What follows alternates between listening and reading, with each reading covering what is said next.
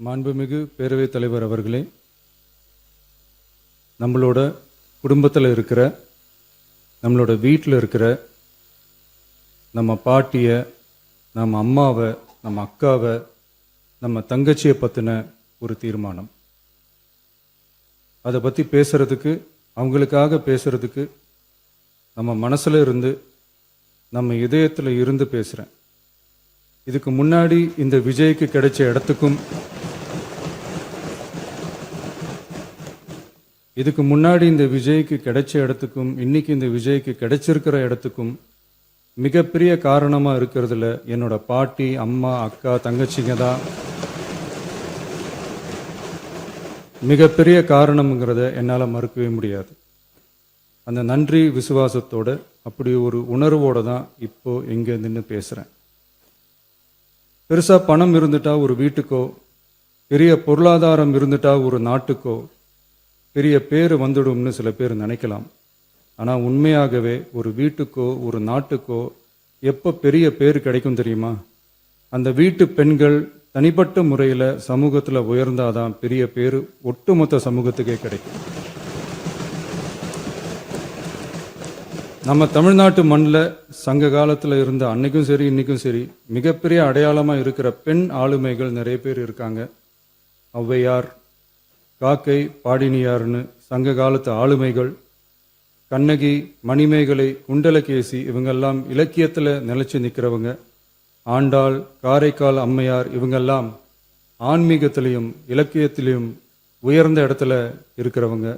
ராணி வேலு நாச்சியார், குயிலி, அம்புஜம் அம்மாள், ருக்மணி லட்சுமிபதி அம்மாள், doctor Muthulakshmi Reddy அஞ்சலை அம்மாள், மக்கள் சேவகர் அஞ்சலை அம்மாள்னு நம்ம நாட்டோட விடுதலை போராட்டத்தில் கலந்துக்கிட்டவங்க. நம்ம தமிழ்நாட்டு பெண் ஆளுமைகள் நிறைய பேர் இருக்காங்க. சுதந்திர போராட்டத்தில் இருந்து சமூக நீதி போராட்டம் வரைக்கும் கலந்துக்கிட்டவங்க தான் நம்ம தமிழ்நாட்டு பெண்கள். அது மட்டுமா, கல்வி, அறிவியல், அரசியல், நீதி, நிர்வாகம், தொழில்நுட்பம்னு எல்லா டிபார்ட்மெண்ட்லேயும் இன்னைக்கு நம்ம தமிழ்நாட்டு பெண்களோட பங்களிப்பு பெருசாக இருக்குன்றத யாரும் மறுக்கவே முடியாது. அப்படிப்பட்ட நம்ம வீட்டு பெண்களுக்கு அரசியல்லையும் முன்னேற வழிவகை செய்யணும். அதுக்கு உரிய இடஒதுக்கீடு வழங்கணும். பெண்களுக்கு இடஒதுக்கீடு தர்றது ஏதோ சலுகைன்னு நினைச்சிடக்கூடாது. சமூக நீதி சார்ந்தது, அரசியல் அமைப்பு சார்ந்தது. மாண்புமிகு பேரவைத் தலைவர் அவர்களே, நம்ம நாட்டோட மக்கள் தொகையில் ஏறக்குறைய பாதி பேர் பெண்கள் தான். அதனால் அனைத்து நிலைகள்லையும் பெண்களுக்கு சம அந்தஸ்து வழங்கப்படணும். அரசியலமைப்பு சட்டமும் அவங்களுக்கு சமத்துவ உரிமையை வழங்கித்தானே இருக்கு. நம்ம தமிழ்நாட்டை எடுத்துக்கிட்டாலும் ஆண்களை விட பெண்கள் தான் அதிகம். ஓட்டு சதவீதத்தில் கூட அவங்க தான் அதிகம். ஆனால் அவங்களுக்கான அரசியல் இடம்னு பார்த்தா 2021 சட்டசபையில் 12 பெண்கள் இருந்தாங்க. இப்போ இந்த 2026 சட்டசபையில் 23 பெண்கள் இருக்கிறாங்க.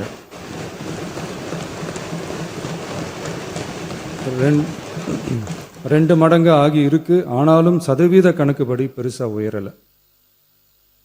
மாண்புமிகு பேரவைத் தலைவர் அவர்களே, ஒன்றிய அரசு 2023ஆம் ஆண்டு மக்களவை, அனைத்து மாநில சட்டமன்றங்கள் மற்றும் டெல்லி யூனியன் பிரதேச சட்டமன்றத்தில் பெண்களுக்கென 1/3 பங்கு தொகுதி ஒதுக்கீட்டை கட்டாயமாக்கி 106வது அரசியல் சாசன திருத்த சட்டத்தினை 2023 செப்டம்பர் 28 நிறைவேற்றி 2026 ஏப்ரல் 16 முதல் நடைமுறைக்கு வந்துள்ளது.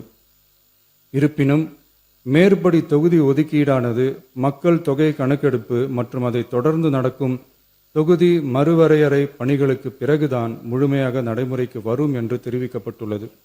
மேலும் ஒன்றிய அரசு 2026ஆம் ஆண்டு 131வது அரசியல் சாசன திருத்த சட்ட மசோதாவையும் 2026ஆம் ஆண்டு தொகுதி மறுவரையறை சட்ட மசோதாவையும் தாக்கல் செய்து 2026 ஏப்ரல் 17 3/2 பங்கு உறுப்பினர்களில் ஆதரவு இல்லாமல் மசோதா நிறைவேறவில்லை.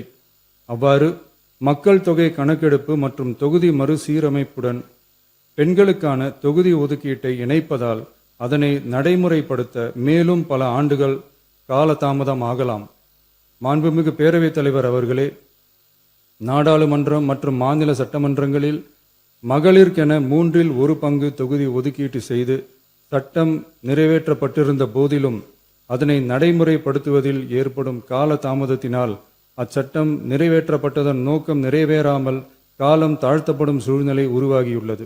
இது பெண்களின் அரசியல் உரிமையை மறுக்கும் செயலாகும். எனவே மகளிருக்கான தொகுதி ஒதுக்கீட்டை மக்கள் தொகை கணக்கெடுப்பு மற்றும் தொகுதி மறுவரையுடன் இணைத்து அதனை ஒத்திவைக்க கூடாது.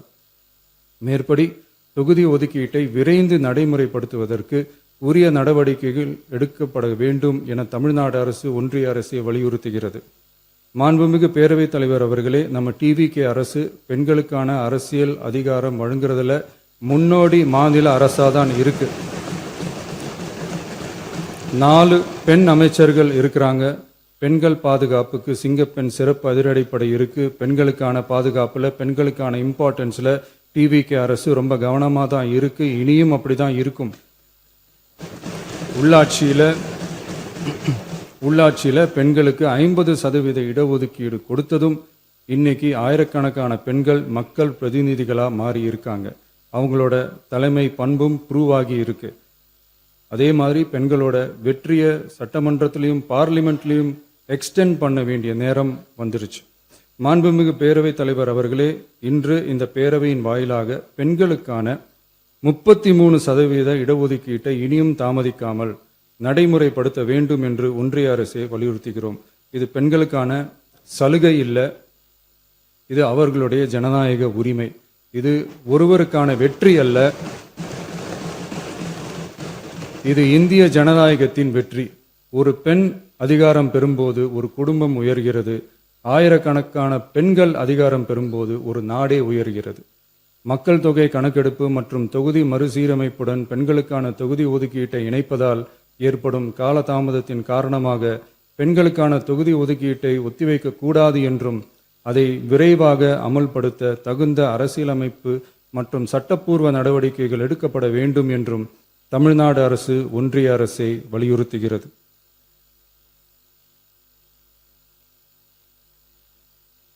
மாண்புமிகு பேரவைத் தலைவர் அவர்களே, டீலிமிட்டேஷன் தொடர்பான ஆலோசனை கூட்டம் தமிழ்நாட்டு மக்களவை மற்றும் மாநிலங்களவை உறுப்பினர்களுடன் தமிழ்நாடு அரசால் நமது தலைமையில் 8/8/2026 அன்று கலைவாணர் அரங்கத்தில் நடந்துச்சு.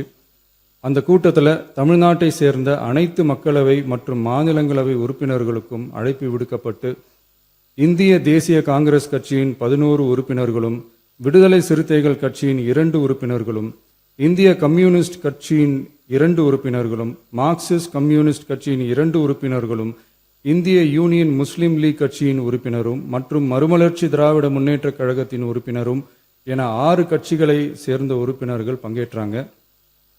இந்த கூட்டத்தில் டீலிமிட்டேஷன் தொடர்பாக விரிவாக ஆலோசிக்கப்பட்டுச்சு. அந்த ஆலோசனையில் டீலிமிட்டேஷன்னால தமிழ்நாடு மற்றும் தென் மாநிலங்களுக்கு ஏற்படக்கூடிய பாதிப்புகள் குறித்தும் அதை சரி செய்யறதுக்கான வழிமுறைகள் குறித்தும் விவாதிக்கப்பட்டு இறுதியில் டீலிமிட்டேஷன் தொடர்பாக சட்டமன்றத்தில் ஒரு தீர்மானம் இயற்றலாம்னு முடிவானுச்சு. மாண்புமிகு பேரவைத் தலைவர் அவர்களே, இந்தியாவில் 1952ஆம் ஆண்டு முதல் பொது தேர்தல் நடத்தப்பட்டது.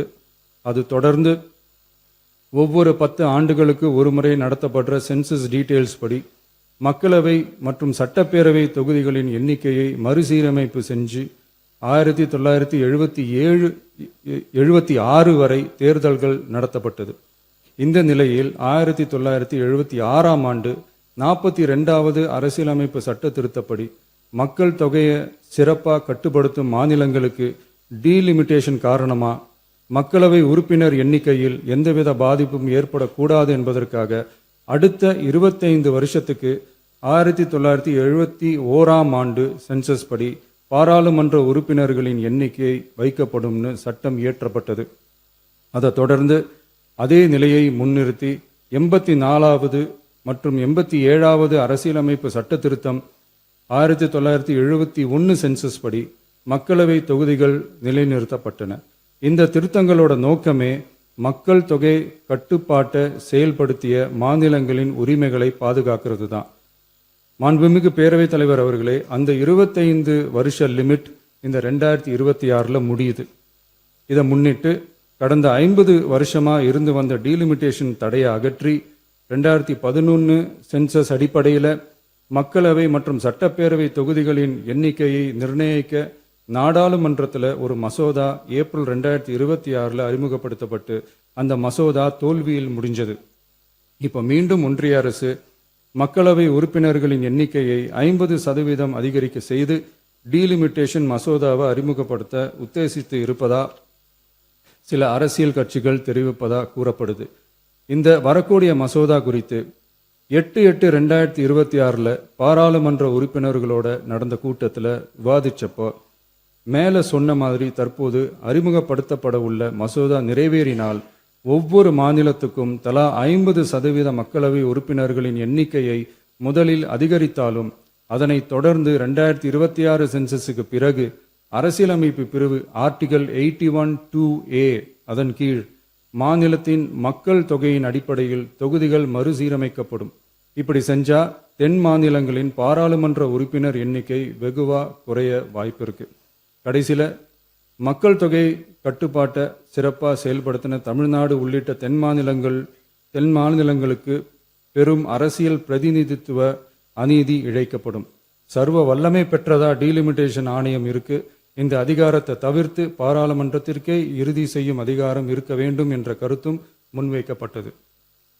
மாண்புமிகு பேரவைத் தலைவர் அவர்களே, தமிழ்நாட்டு உள்ளிட்ட தென் மாநிலங்கள் மக்கள் தொகை கட்டுப்பாட்டு திட்டங்களை சிறப்பாக முன்னேற்றம் பெற்று வரும் நிலையில் கடந்த 50 ஆண்டுகளாக நடைமுறையில் உள்ள மக்களவை மற்றும் சட்டப்பேரவை தொகுதிகளின் எண்ணிக்கையை அப்படியே நிலைநிறுத்த வேண்டிய கட்டாய தேவை உள்ளது. எனவே தற்போதுள்ள மக்களவை உறுப்பினர்களின் எண்ணிக்கையான 543 என்ற அளவிலேயே நிரந்தரமாக வைப்பதற்கும் மாநிலங்களுக்கு இடையேயான எண்ணிக்கை பகிர்வை நிரந்தரமாக வைக்கவும், மேலும் தற்போது மக்களவை மற்றும் மாநிலங்களவையோட விகிதம் 2.2:1 என்ற அளவிலேயே நிலைநிறுத்த வேண்டும்.